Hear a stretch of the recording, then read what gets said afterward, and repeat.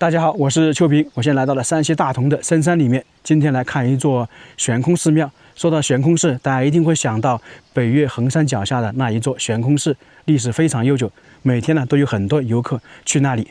那今天我们看到这一座寺庙，比那一座建造的时间还更早，差不多早了将近100年，并且它还是皇帝下令建造的，从而说这一座寺庙呢，肯定也是有它的独特之处。在这个绝壁上面呢，还有悬空栈道，非常惊险的。还有呢，这一座寺庙有一位师傅在这里守护了。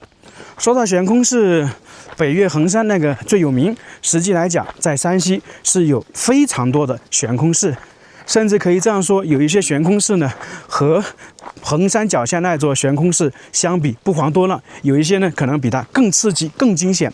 你像芦芽山上面的那个悬空寺，我感觉就比衡山那个更惊险。那今天呢，我们看的这一座悬空寺它也是比较惊险的，上面也是有那种悬崖栈道。衡山的话，那个悬崖栈道呢是有木头这样一直上去，而且还有护栏。而我们今天等一下看到的呢，它有一部分呢还没有护栏，直接是在崖壁上面弄了一条道路出来，是很惊险的。说真的，这种悬空寺我还是挺喜欢逛的。在山西很多地方我也逛了一些悬空寺，有大的也有小的，反正我去的那几座悬空寺都比较有特点。还有一个地方的悬空寺非常精彩，就是陕西那个龙门洞，那里呢称之为是道观悬空建筑。它等于呢是直接在那个石缝里面建造的一座道观，并且是有好几层。那个呢是我迄今为止走过最惊险的一座悬空建筑。这2年呢也有很多博主去看过，我可能以后还会再去一趟。这一座寺庙叫做云峰寺，离举世闻名的悬空寺大概就10公里，都是在山西大同的浑源县。现在开始上山，这边的门票是20块钱，车呢可以直接开到这个山脚下面。这边还有2个殿宇，文殊殿和地藏王殿。先上去看看，这一块非常安静今天来参观的可能就我一个人，并且这个地方属于在山里面，非常凉快。地藏王和文殊大家非常熟悉了。这是地藏殿。一般我们看到地藏殿，它里面呢都会有18层地狱，在山西是非常常见的。你像这个是不是勾魂使者？旁边呢可能就是十殿阎王。这边还写了一个滴水观音，就说的这里有个观音像。观音是竖立在这个水塘旁边，这个水塘呢也是叫做圣水龙潭，是天然的葫芦形水潭。它这边的水山泉4季都有，不干涸。在以前，寺里的僧众全部依靠这次龙潭取水，特别是寒冬腊月，潭面结冰，僧人呢还要凿冰化水，供日常斋饭清扫饮用。就一潭活水养活了1000年的寺庙，等于之前的那些僧人，他是要从山上的那些寺庙来到这个潭旁边挑水上去饮用。这观音刚好就在这个水塘里面。现在开始上山了，现在我也不知道还有多远呢，慢慢走过去吧。在这一块就能看到一些悬空建筑了，在那里看到那个建筑了，等于呢上面是有一条栈道的。走了一些台阶，我们就可以看到有一条这样的马路，这应该是近些年修的，估计呢也是为了方便大家参观。以前的话是一条羊肠小道，它是紧挨着崖壁行走的。我们现在看到的就是看这个情况，以前想要去这个悬空寺还是有点难度的。走了差不多10分钟，我们看到了这一座悬空寺。明显的看得出来，它等于呢是镶嵌在石洞或者石缝当中，和我们熟知的那个悬空式是有点不一样的。高度比那个更高一点，就是离地面的距离。它这里呢是分为好几层，这里一层，这一块有，然后我们刚才看到的旁边那个悬崖上也有。刚才看到的是在那个位置，是通过这一块走过去啊，等于上面呢是有栈道的。那这个应该就是非常惊险的，完全是绝壁上的一条栈道。等一下我们也要走过去。那现在呢就去这里看一下。据说这上面还有位师傅在这里修行，不知道能不能碰到啊。这边看到很多砖，那应该是正在修缮吧。这个三轮车比较新呢，可能是从下面拉东西上来。刚到路口看到一座石拱桥，这个历史应该也是比较久的。这里海拔比较高，非常凉快呀。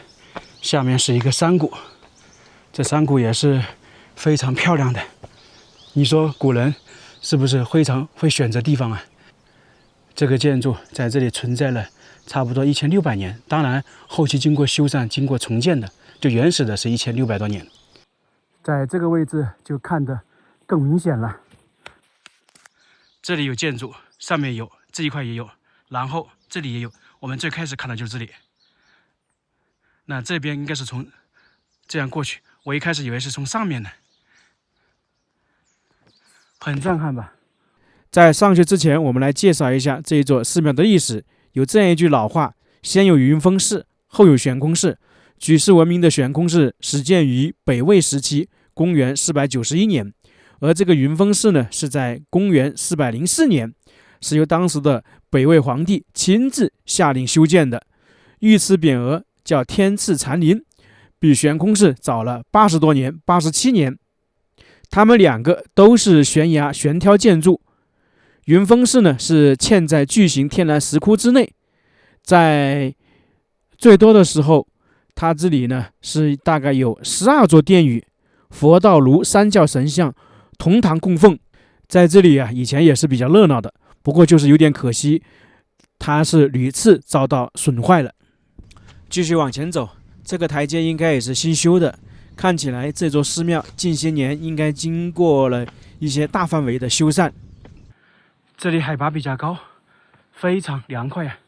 下面是一个山谷，这山谷也是非常漂亮的。你说古人是不是非常会选择地方啊？在离地面绝壁上面建造了这个建筑，在这里存在了差不多1600年，当然后期经过修缮、经过重建的，就原始的是1600多年。往这边看的话，我们就能够看到栈道了。栈道大概就是在这个大殿旁边过去。再过来呢，这里是108个台阶。这108个台阶也是有说法的。佛教认为人生有108种烦恼，每踏上一个台阶，便消除一重杂念。所以我们在很多寺庙里面，特别是大山里面的寺庙，能够看到108级台阶。终于到了，这就是山门云峰古寺。山门呢也是天王殿，里面呢有弥勒佛。现在来里面看一下，这就是弥勒佛了，大肚弥勒佛。两边呢是4大天王，风雨雷电。我们可以看到这些比较新，这是由于这个寺庙呢在以前被损毁了，然后是近几十年重新修复的。哦，我听到声音，有人在那个上面，那个上面还有一层建筑。一进来我们看到的就是大雄宝殿。这个建筑肯定也是近几十年弄的。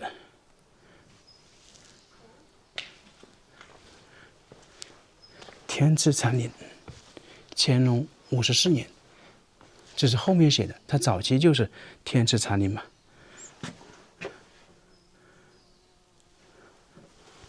中间这个是释迦牟尼，这个角落应该是去我们刚才在下面看到的那个绝壁建筑这一块，还有栈道。这看情况走的人不多啊，因为这个地方知道的人很少。大家来浑源可能主要是看悬空寺，而这一块的话，基本没有人来。这大下午就我一个人，你看这惊不惊险，刺不刺激？这完全就是绝壁上面开凿的一条道路啊！最窄的地方我估计就30-40公分了，就这一块。哎呦，要小心一点！如果没有这个的话，很多人是不敢走的。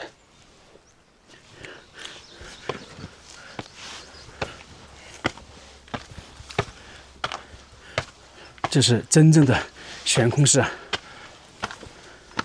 我感觉比附近的那个悬空寺还更惊险、更刺激。你像这一块，当时以前还没有呢，可能就铺了一些木头，只是近些年为了安全加了水泥上去。前方的建筑离那个大雄宝殿可能有100多米啊。草这么密，感觉真的来的人不多。你看这里呢是没有护栏的，就一定要小心了。停车场就在下面，我车停在那里，给大家看一下高度啊。我把杆子拉长一点，看到没有？这些地方很惊险的。另外这一块看得出来，绝对是掩埋的，以前有个坡的。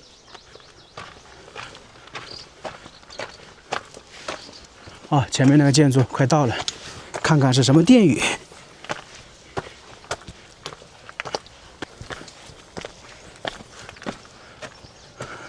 说真的，很少看到在这种绝壁里面建造那个殿宇、建造寺庙。到了，这个建筑也是现代的，当然了，以前肯定也是有建筑的，并且啊，我们可以看得出来，以前这个地方并不是很平整，是经过修缮，弄成平台了，然后在这里建造殿宇。这里总共算是4间房屋，最左边的可能是放东西的，那真正殿宇的话就是3间。通过空中的画面看，这个房屋、这个殿宇确实也挺惊险的，直接是紧挨着悬崖。我们这样看都很惊险，实际当时建造这个殿宇，我感觉啊更不容易，因为完全是在绝壁上面建造出来的。仔细来看看，这个叫观音殿。我们又看到南版观音了。这关于南版观音，我们也说过，在唐朝以前，这些佛像基本上都是南版的。后面是唐朝中期开始，观音呢慢慢就变成女版了。这还是千手观音呢。继续往前，这边是，哎呦！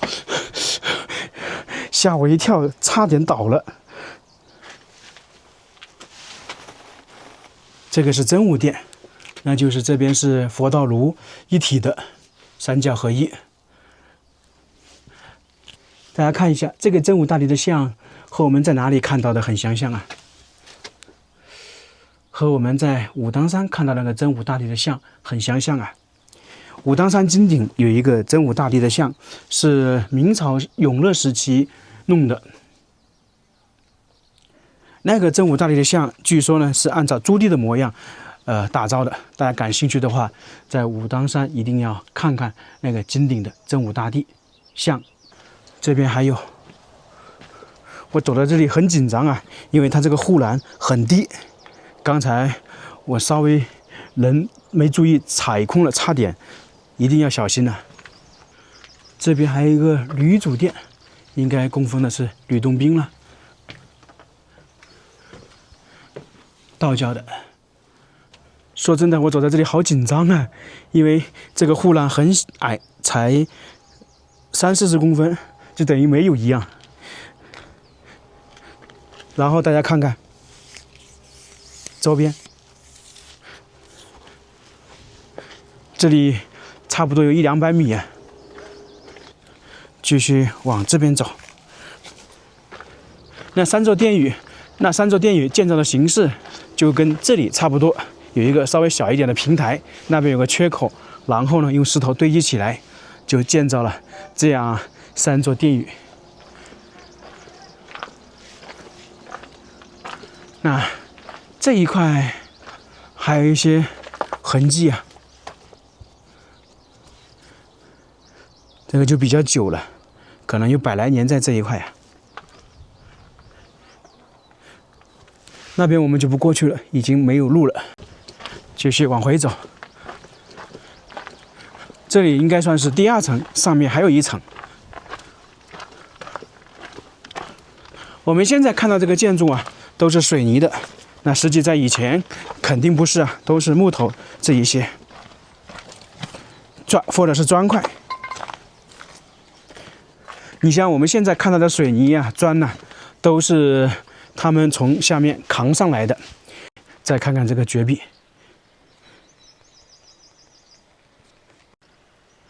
我们现在还只是站在这个绝壁的半中间，都有差不多100-200米。那个上面呢还有建筑，所以整个这个崖壁，我感觉啊都有将近300米啊。你说古人厉不厉害？就在这样的地方打造了一座殿宇出来，一座建筑出来，这真是真正的悬空建筑啊！在这里啊，又得说佩服那些工匠。你像我们现在等于是空手走在这里，都有点胆战心惊胆战的。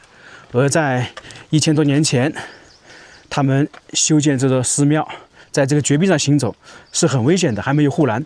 包括近些年他们复建那个殿宇的时候，都是要把东西扛过来的，水泥、砖，走在这个绝壁上面，是很惊险的。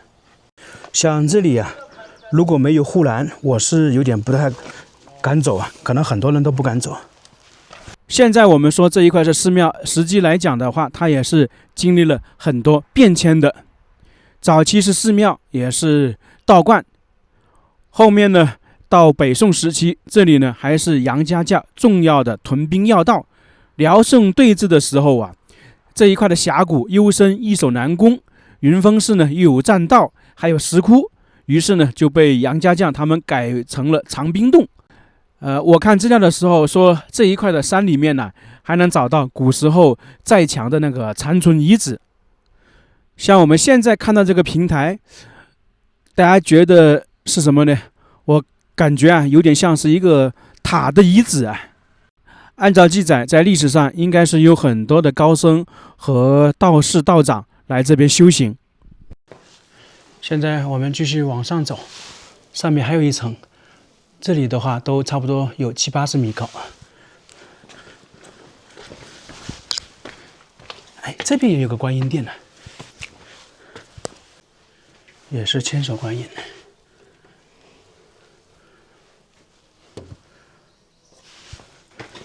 我们直接往上走。这里也是在崖壁上面开凿出来了道路。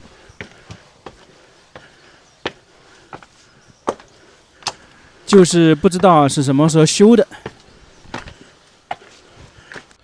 站在中间可以看这个寺庙的主建筑，它也算是在一个洞窟当中，或者说可以是裂缝当中。主要呢就是大雄宝殿，还有那个观音殿。当然这些建筑应该也是近几十年复建的。现在进去看看，这也是个小通道啊。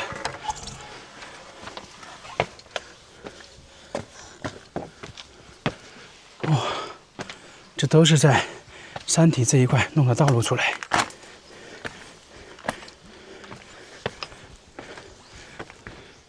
哇，好刺激啊！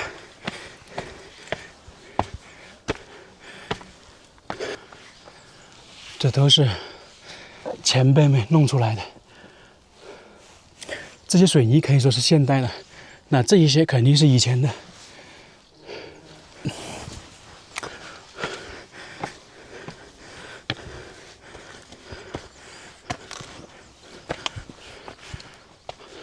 这应该是水管吧，从下面往上抽水。这里有个塔，应该是舍利塔吧。这种寺庙旁边的舍利塔，一般都是高僧圆寂葬在这里的。哦，这里虽然是整个新建，要加盖一层，还没弄好。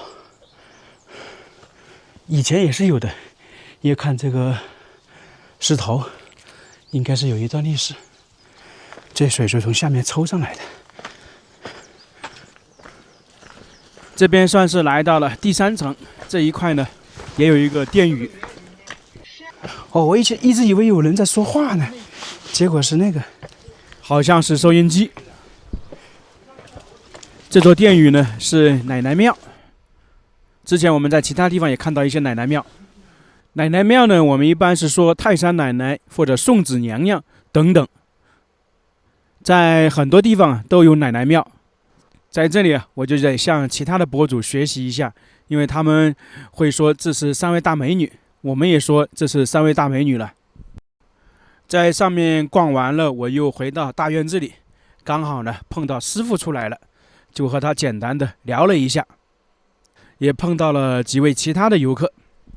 这位师傅差不多已经60多岁了，他来到这个寺庙是7年。